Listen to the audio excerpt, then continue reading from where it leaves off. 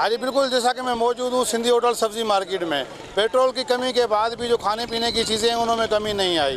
गोश्त हो या सब्जियाँ रेट वही बरकरार है। मजीद जाने के मेरे साथ मौजूद हैं दुकानदार और शहरी। कोई सस्ताई नहीं है भाई, नहीं सब्जियों में कोई कमी नहीं है। सब्जी के रेट वही चल रहे हैं, हाई रेट हैं सारे, हर चीज़ पे रेट है। 180 रुपये किलो प्याज है, 120 रुपये किलो आलू लिए हैं अभी, और इसके अलावा बाकी टमाटर जो है ना वो 160 रुपये किलो चल रहे हैं। तो क्या गरीब आदमी क्या खाएगा? जिसकी तनख्वाह, जो तनख्वाहदार लोग हैं वो क्या करेंगे? मैं आपके सामने सब्जी ले रहा हूँ 40 रुपये पाव गाजर, और मतलब बहुत महंगाई है यार, गरीब आदमी मर गया। कुछ भी कमी नहीं। चिकन वही अपनी जगह 600, 650, 700 रुपये बिक रहा है। गोश्त भी अपनी जगह है। नहीं, गरीब आदमी की दस्तरस से प्याज वही 140 रुपये, 100 रुपये किलो। आलू चल रहा है, मतलब गरीब की दस्तरस से बाहर है भाई। सब्जियों में कोई कमी नहीं आई।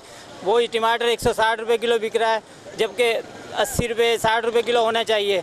हर चीज़ महंगी बेच रहे हैं। इसकी ना कोई रेट लिस्ट लगी हुई है ना कुछ लगा हुआ है। प्याज के दाम भी कोई 160 बेच रहा है, कोई 140 बेच रहा है, कोई 180 बेच रहा है। मुख्तलिफ रेट बेच रहे हैं, अपनी मर्जी से बेच रहे हैं, कोई रेट लिस्ट नहीं है। चना 310 रुपये लिया था पहले, अभी 360 रुपये लेके जा रहा हूँ। पैसे बढ़ रहे हैं।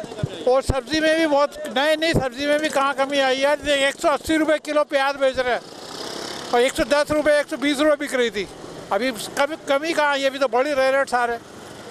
सभी चीज़ों के रेट बढ़ रहे हैं। जो वहाँ से लेके यहाँ तक देखता हुआ आ रहा हूँ, कभी किसी चीज़ के रेट कम है, कम तो है ही नहीं। अदरक भी कितनी महंगी हो गई है, 150 रुपये पाव, 100 रुपये पाव थी पहले।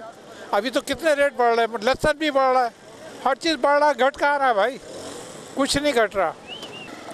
आवाम का कहना था कि पेट्रोल के साथ बाकी चीज़ों को भी कम करके हमें रिलीफ फराहम किया जाए। कैमरामैन टीम के साथ अली बख्श बलोच, वशी न्यूज़ कराची।